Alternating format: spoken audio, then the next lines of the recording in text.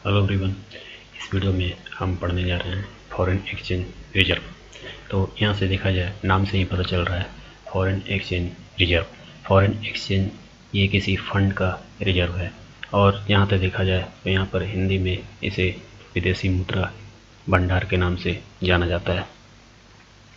तो एक तरह से अगर हम इसे देखें तो एक तरह से ये इंपोर्ट एक्सपोर्ट पर इसका रिजर्व लगता है।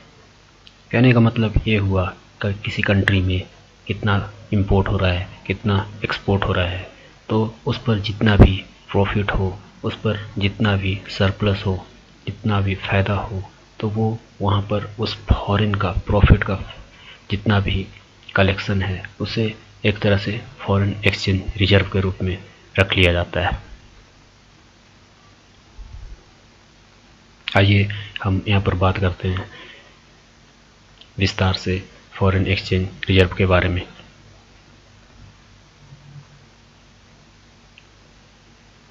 मीनिंग तो जैसा अगर देखा जाए, foreign exchange reserve are assets held on reserve by a central bank in foreign currencies. तो जैसा यहाँ पर इस लाइन का अर्थ ये हुआ, फॉरेन एक्सचेंज रिजर्व एक तरह से क्या है, एसेट है, जो कि एक तरह से इसे रिजर्व के रूप में रखा जाता है। और ये किसके द्वारा लगाया जाता है, ये सेंट्रल बैंक के द्वारा लगाया जाता है इन फॉरेन करेंसीज के रूप में। तो कहने का मतलब ये हुआ, जो फॉरेन एक्सचेंज रिजर्व है ये एक तरह से एसेट है, जो एसेट को रिजर्व के रूप में रखा जाता है। और इसे कौन लगाता है, इसे कौन एक तरह से कलेक्शन करता है, तो ये सेंट्रल बैंक करता है। और किस रूप में करता है, तो यह फॉरेन करेंसीज के रूप में करता है। तो कहने का मतलब ये हुआ, यहाँ पर जितना भी फंड का कलेक्शन होगा ये फॉरेन करेंसीज में ही होगा। जैसा कि नाम से ही पता चल रहा था, मैंने आप लोगों को उसी समय बता दिया कि फॉरेन एक्सचेंज रिजर्व, तो फॉरेन नाम में ही है, तो यहाँ पर करेंसी भी जो होगा वो फॉरेन में ही होगा। तो जो फॉरेन करेंसी जो है उसका रिजर्व जो है वो फॉरेन का ही होगा, ना कि डोमेस्टिक। डोमेस्टिक कहने का मतलब घरेलू, अपने देश का। Next, these reserves are used to back liabilities and influence monetary policies। इसका मतलब ये है कि एक तरह से बैक लाइबिलिटीज यूज करती है। बैक लाइबिलिटीज कहने का मतलब एक तरह से जिम्मेदारी। तो एक तरह से ये जिम्मेदारी उठाती है। किसका जिम्मेदारी उठाती है, लोगों का। सपोज एक एग्जांपल के तौर पे मैं आप लोगों को दे रहा हूँ, जैसे कि अब मान लो कि किसी भी पीपल का लोन बाकी हो, किसी का फॉरेन में भुगतान करना हो, किसी को फॉरेन का लोन का भुगतान करना हो और वो अब तक भुगतान नहीं कर पाया है। किसी ने इक्विटी पे पैसा लगाया और वो इक्विटी फॉरेन का है, तो वो अब तक उस इक्विटी का लोन का भुगतान नहीं कर पाया। तो वो जितना भी वहाँ पर डिप्रिसिएशन या घाटा उस व्यक्ति को हुआ या लॉस जो भी हुआ, तो उसका भी भुगतान जो है ये फॉरेन एक्सचेंज रिजर्व करती है।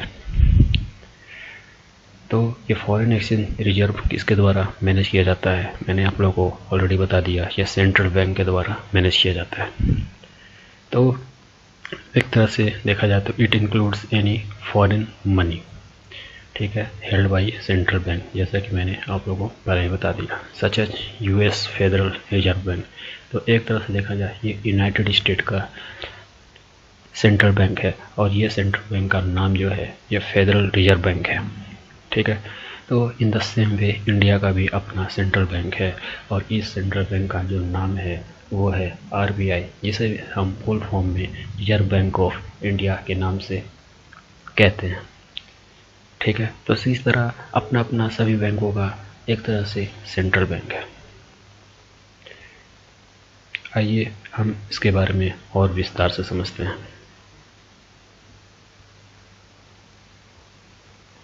पर्पस, तो पर्पस यानी बोले तो यहाँ पर उद्देश्य। तो कोई भी स्कीम हो, कोई भी ऑर्गेनाइजेशन हो, कोई भी एजुकेशनल इंस्टीट्यूशन हो, कोई भी हॉस्पिटल्स हो, कोई भी स्कूल्स हो, सभी का अपना अपना उद्देश्य होता है, यानी पर्पस होता है। मान लो अब मैं एक एग्जांपल के तौर पे बोलता हूँ, जैसे कि कोई हॉस्पिटल है, तो हॉस्पिटल का वहाँ पे पर्पस होगा लोगों का इलाज करना, एक पेशेंट का इलाज करना। स्कूल, भाई पीपल ओपन स्कूल, लोग स्कूल क्यों खोलते हैं? ताकि वो किसी बच्चे को पढ़ा सके, वो उन्हें एक अच्छी शिक्षा प्रदान कर सके। तो इन द सेम वे सभी इंस्टीट्यूशन का, सभी ऑर्गेनाइजेशन का अपना अपना पर्पस होता है। इन द सेम वे यहाँ पर फॉरेन एक्सचेंज रिजर्व का भी अपना एक पर्पस है। तो its purpose is to maintain liquidity in case of economic crisis.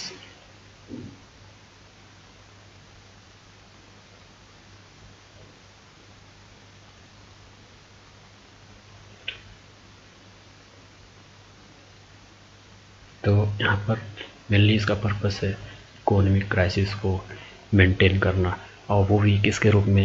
Liquidity के केस में। ठीक है, तो लिक्विडिटी कहने का मतलब ये हुआ कि सपोज दैट किसी कंट्री में इकोनॉमिक का परेशानी हुआ, इकोनॉमिक का घाटा हुआ, तो वहाँ पर यह लिक्विडिटी के रूप में काम करती है। लिक्विडिटी कहने का मतलब एक ऐसा पैसा जो कि तुरंत दे दिया जाए। वैसे पैसा तो एसेट भी होता है, लेकिन एसेट को तुरंत नहीं दिया जा सकता। देखा जाए तो एसेट का एग्जाम्पल लैंड है, बिल्डिंग है, लेकिन उसे पैसे में तुरंत नहीं कन्वर्ट किया जा सकता है। ठीक है, तो एक तरह से वैसा पैसा जो तुरंत दे दिया जाए तो उसे हम लिक्विडिटी पैसा कहते हैं। तो सपोज दैट किसी कंट्री में इकोनॉमिक क्राइसिस हुआ, तो वहाँ पर ये फॉरेन एक्सचेंज रिजर्व जो है वो लिक्विडिटी प्रोवाइड करती है। For example a flood or volcano might temporarily suspend local exporters' ability to produce goods। तो जैसा कि आप देख रहे हो यहाँ पर, तो मान लो कि किसी कंट्री में एक फ्लड आ गया या फिर वोल्कानो आ गया, कहने का मतलब बाढ़ आ गया, वोल्कानो आ गया या फिर अर्थक्वेक आ गया। तो इससे क्या होता है? एक loads of economic crisis produce होता है। वहाँ पर एक तरह से हाई इन्फ्लेशन प्रोड्यूस होता है, जिसके वजह से लोगों की रोज़गार चली जाती है, जिसके वजह से लोगों की फाइनेंशियल कंडीशन ख़राब हो जाती है। तो वहाँ पर ये जो सेंट्रल बैंक है, यहाँ पर जो गवर्नमेंट है, तो मेनली ये जो लोगों को मदद करते हैं, ये फॉरेन एक्सचेंज रिजर्व से ही मदद करते हैं। यदि किसी कंट्री का फॉरेन एक्सचेंज रिजर्व बहुत कम है, तो ये यहाँ पर फाइनेंशियल कंडीशन को मेंटेन कर पाना उनके लिए उतना ही मुश्किल हो जाता है। लेकिन वही कंट्री का अगर फॉरेन एक्सचेंज रिजर्व जो है काफ़ी हाई है, तो वो इजीली तरीके से फाइनेंशियल स्टेबिलिटी को मेंटेन कर सकते हैं। और जैसा कि मैंने आप लोगों को बता दिया कि फॉरेन एक्सचेंज रिजर्व में जो भी फंड आता है वो फॉरेन करेंसी से आता है। वो फॉरेन करेंसी कैसे आएगा? वो इंपोर्ट और एक्सपोर्ट के द्वारा आएगा। Next, the most important purpose behind its holding is to ensure that a central government agency RBI has so much backup funds that even if the country's currency become so devalued. जैसा कि देखा जाए तो यहाँ पर most important purpose यहाँ पर यह है कि ये जो RBI है, ये जो सेंट्रल बैंक है, ये एक तरह से लोगों को इंश्योर करवाती है, ये एक तरह से लोगों को भरोसा दिलाती है कि सपोज दैट किसी भी करेंसी का डिवैल्यूड हो गया, सपोज दैट किसी भी कंट्री में कोई भी करेंसी का स्तर जो है पूरी तरह से गिर गया, सपोज दैट कोई भी अगर व्यक्ति जो है गवर्नमेंट बॉन्ड लिया हो, और वो जो बॉन्ड है फॉरेन का होना चाहिए, ऐसा नहीं कि वो डोमेस्टिक का होना चाहिए। वो इंडियन करेंसी अगर यूज भी कर रही है तो वो फॉरेन के नाम पे यूज कर रही है। सपोज दैट किसी भी फॉरेन इंस्टीट्यूशन का भुगतान करनी हो, कहने का मतलब फॉरेन इंस्टीट्यूशन का पैसा अगर भुगतान करनी हो, बट किसी ने वो अब तक वो पैसा को भुगतान नहीं किया है, तो वहाँ पर उस घाटे का जो मेंटेन है वो फॉरेन एक्सचेंज रिजर्व से किया जा सकता है। एक एग्जांपल और मैं दे दूँ, यहाँ पर equities and foreign currency loan है। तो इक्विटीज और फॉरेन करेंसी लोन जैसे कि ट्रेडिंग, जैसे कि शेयर, तो लोग जो इंटरनेशनल शेयर करते हैं, तो इंटरनेशनल शेयर कहने का मतलब फॉरेन से शेयर, तो तो जब वो शेयर खरीदते हैं तो वो उस शेयर पर, वो इंटरनेशनल शेयर पर लोन लेते हैं, और सपोज दैट वो उस लोन का भुगतान वो टाइम पर नहीं कर पाते हैं, वो उस टाइम पर रिडीम नहीं कर पाते हैं, तो वहाँ पर ये फॉरेन एक्सचेंज रिजर्व फंड जो है वो उनके लिए काम में आता है। नेक्स्ट हम बातें करते हैं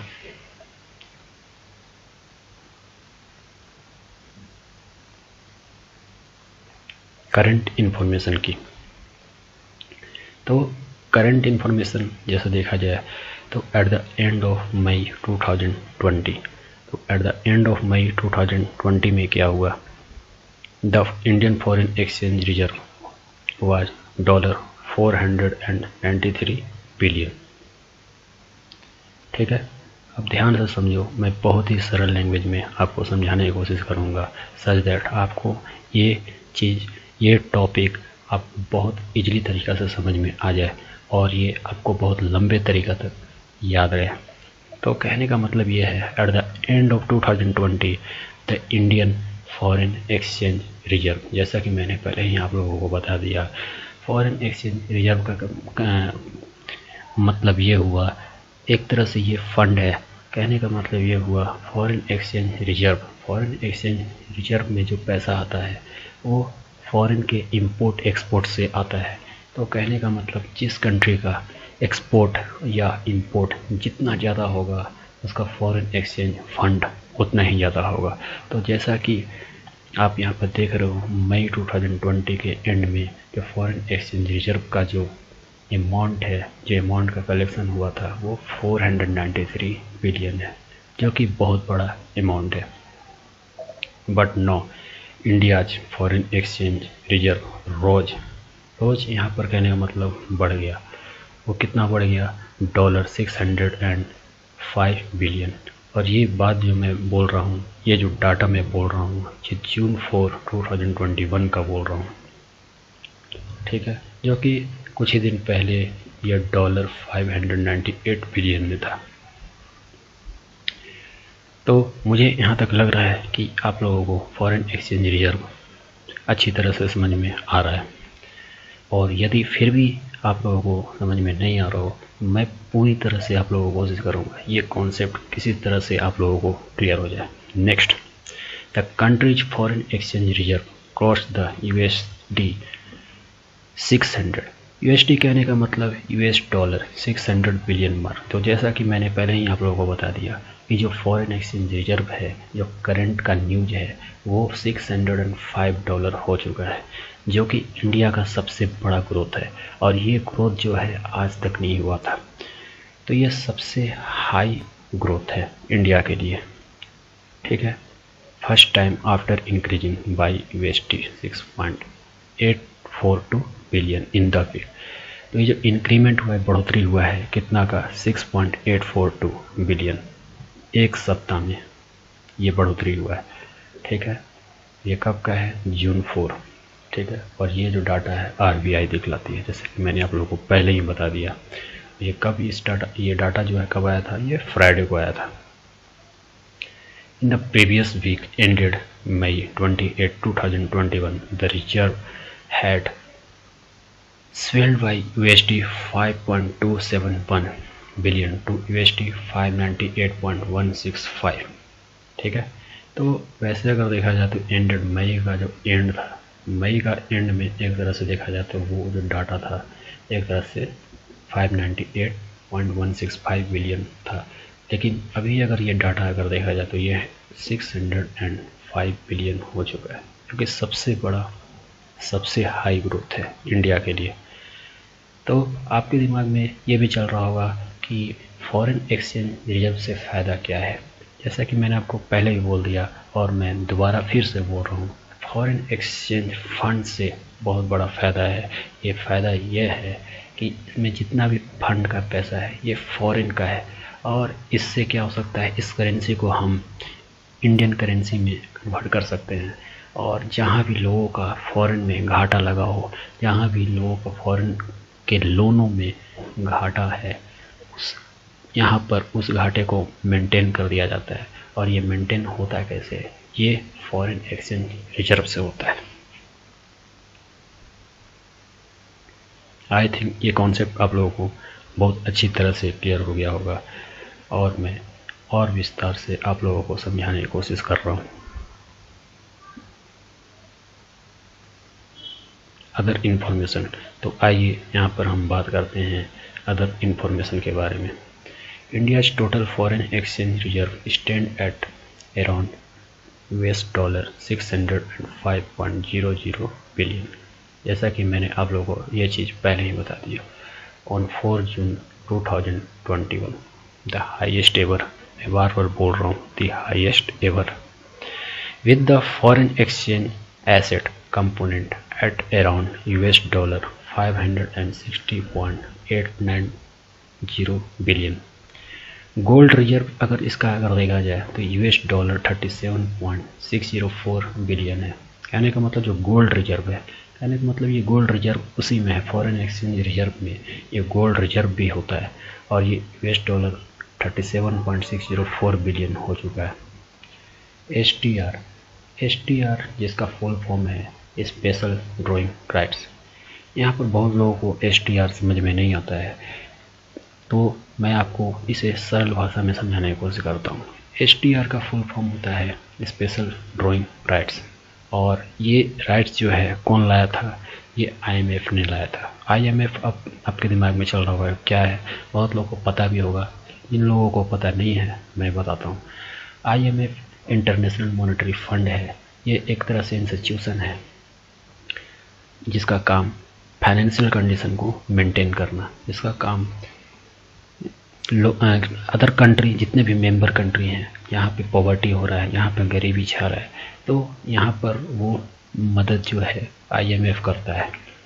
तो यहाँ पे बात मैं कर रहा था STR की, स्पेशल ड्राइंग राइट्स। तो स्पेशल ड्राइंग राइट्स जो है ये क्या है? ये IMF के द्वारा लाया गया था।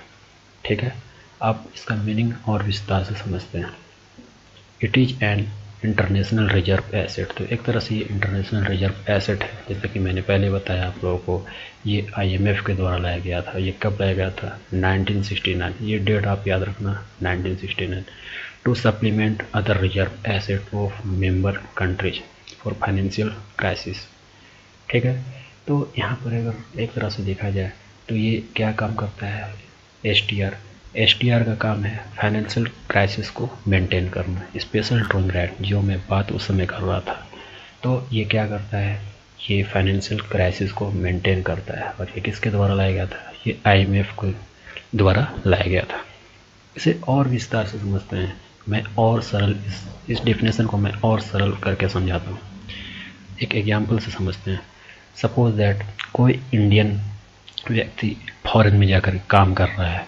सपोज दैट वो फॉरेन में जाकर के बिजनेस कर रहा है, और वो जो बिजनेस कर रहा है वो पार्टनरशिप के रूप में कर रहा है।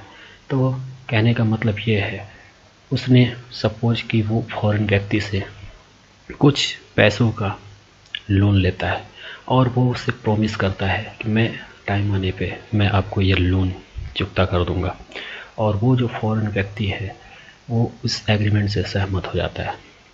लेकिन जब ये टाइम आता है तो वो फॉरेन व्यक्ति उसी समय उस इंडियन व्यक्ति से अपने पैसे को भुगतान करने को कहता है, बट वो इंडियन व्यक्ति फाइनेंशियल कंडीशन ख़राब होने की वजह से वो बोलता है कि मैं आपके पैसे का भुगतान, मैं आपके लोन का भुगतान नहीं कर पाऊँगा। तो ये उसके लिए बहुत बड़ा इशू हो गया, ये उसके लिए बहुत बड़ा प्रॉब्लम हो गया। किसके लिए प्रॉब्लम हो गया? तो ये फॉरेन व्यक्ति, उस फॉरेन व्यक्ति के लिए प्रॉब्लम हो गया। तो अब ये फॉरेन व्यक्ति क्या करेगा? अब ये फॉरेन व्यक्ति जो है ये IMF को बोलेगा, और IMF क्या करेगा? इसे वो STR में कन्वर्ट कर देगा। तो इस पैसे को वो एक तरह से STR में कन्वर्ट कर देगा। इस पैसे को, उस लोन के पैसे को, उस इंडियन आदमी के लोन के पैसे को वो STR में कन्वर्ट कर देगा। तो STR कुछ नहीं है, स्पेशल ड्राइंग राइट, एक तरह से यूनिट है। ये यूनिट है, और यूनिट किसका है? ये IMF का यूनिट है। कहने का मतलब IMF का जो ये फॉरेन एक्सचेंज रिजर्व है, तो इसमें गोल्ड भी शामिल होता है, इसमें सम अदर इक्विटी भी शामिल होता है, और एक तरह से एसटीआर भी शामिल होता है। तो एसटीआर कुछ नहीं है, ये करेंसी का एक तरह से यूनिट है। और एसटीआर जो है ये किसका एसेट है, एक तरह से देखा जाए तो ये आईएमएफ का, मतलब आप एसेट मत बोलो तो एक तरह से आप बोलो तो सिंपल ये यूनिट है, ये करेंसी का यूनिट है जिसे आईएमएफ ने लाया। ठीक है, आई थिंक ये एग्जाम्पल से आप लोगों को एसटीआर क्लियर हो गया होगा। तो आइए इसके बारे में और बात करते हैं। It is based on basket of 5 currencies. तो एक तरह से देखा जाए तो ये बास्केट ऑफ 5 करेंसीज पे निर्भर करता है। कौन? STR, special drawing right. तो कहने का मतलब ये सिर्फ 4 ही करेंसी का यूज करेगा। कौन कौन? US dollar, the euro, the Chinese renminbi, the Japanese yen और द ब्रिटिश पाउंड स्टर्लिंग। यहाँ पर इंडिया का अमाउंट को नहीं लिया गया। तो ये जो 5 करेंसी जो हैं, यही 5 करेंसी आजकल वर्ल्ड में पॉपुलर है। और यूएस डॉलर तो खासकर, यूएस डॉलर को एक तरह से इंटरनेशनल रुपीज भी कहा जाता है। सॉरी, रुपीज नहीं कहने का मतलब इंटरनेशनल करेंसी। ठीक है, तो ये 5 बास्केट है इस एसटीआर की। और एसटीआर को कौन लाया था? ये आईएमएफ ने लाया था। और ये कब लाया था? 1969 में। और एसटीआर है क्या? ये यूनिट है, एक तरह से यूनिट ऑफ करेंसी है आईएमएफ का।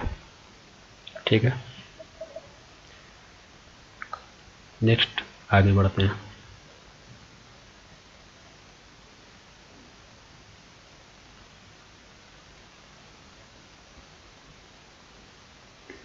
अब बात करते हैं यहाँ पर ग्राफ के बारे में। अब हम लोगों ने बहुत डिटेल में समझा और हम इसे और अच्छा से ग्राफ से समझते हैं। तो फॉरेन एक्सचेंज ग्राफ जो कि ये मई से लेकर के मार्च से लेकर के मई तक दिया गया है। ठीक है, और ये जो डाटा है ये किसके बेसिस पे है? ये फॉरेन एक्सचेंज रिजर्व का है। तो कहने का मतलब ये है कि फॉरेक्स का ये जो फुल फॉर्म है वही है फॉरेन एक्सचेंज रिजर्व। और ये जो डाटा है ये मार्च से लेकर के मई तक का है। ठीक है, और ये कब का डाटा है? ये 2021 का डाटा है। ठीक है, तो आप जैसा कि ग्राफ में देख रहे हो ये मार्च महीना में जो है फॉरेक्स ग्राफ था, मतलब फॉरेन एक्सचेंज रिजर्व का जो फंड था वो कितना था? ये लमसम जो है, देखो अब मैं अच्छा समझाता हूँ। ये इसको ऐसे लाइन से ले चले जाओ, अगर इसे आप इस लाइन से ले चले जाओगे